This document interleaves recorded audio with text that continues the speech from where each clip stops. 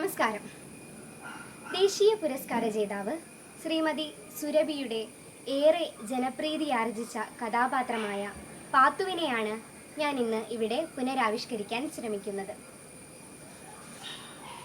ഞമ്മളീ പൊരയിൽ ആർക്കൊരു ബലിയില്ല.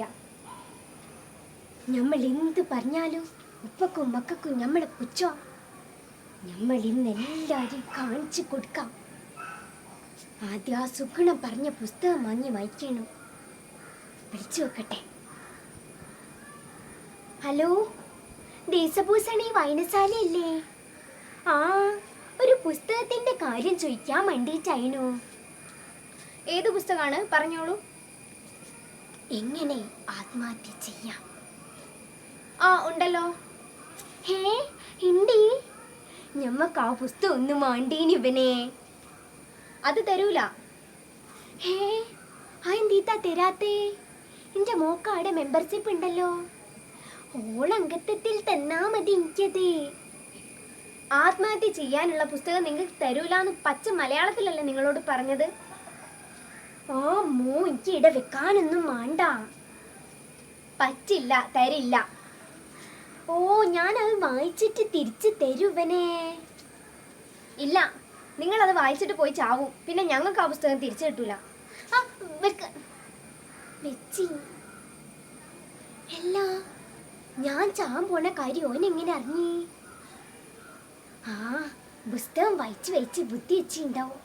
വായനശാലക്കാരനല്ലേ. അങ്ങനെ ആ പ്രതീക്ഷയും പോയി. നമ്മുടെ ഈ വീട്ടിലെല്ലാവർക്കും പുല്ല് വലിയ.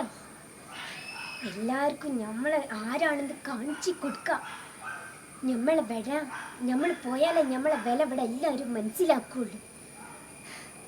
കാണിച്ചു കൊടുക്കാം. കണ്ണുണ്ടാവുമ്പോ കണ്ണിന്റെ വില അറിയൂല. അതിക്കൊന്നും നമ്മളെ വേദനിപ്പിക്കില്ല.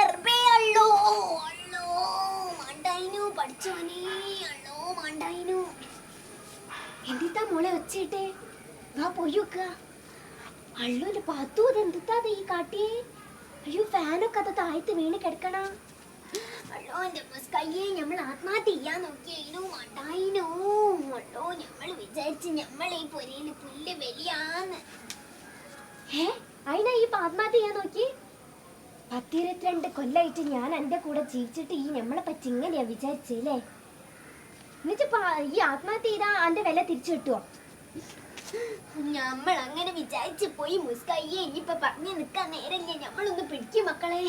അല്ലോ മണ്ടായിനോ, നിങ്ങൾ പോയിച്ച് ആ വൈദ്യരെ പീടിയിൽ നിന്നിട്ട് തൈലം വാങ്ങി കൊണ്ടുവരികയെ. ഞമ്മക്ക് തീരെ വയ്യ. അല്ലോ മണ്ടായിനോ മക്കളെ, നിങ്ങൾ ആരും ദൈവം ഇത് ആത്മഹത്യ ചെയ്യാൻ നോക്കല്ലേ. അല്ലോ പഠിച്ചോനെ, അനുഭവം കൊണ്ട് പറയാണ്. ആത്മഹത്യ ചെയ്യാൻ നോക്കല്ലേ. ഊര കുത്തൻ താഴ്ത്ത് വെയ്യൂ. നമ്മൾ ജീവെടുക്കാനുള്ള അവകാശം ഞമ്മക്ക് പഠിച്ചവൻ തന്നില്ല. അല്ലോ മക്കളെ, കൊണ്ടുപോയി കൂടി അങ്ങോട്ട്. അല്ലോ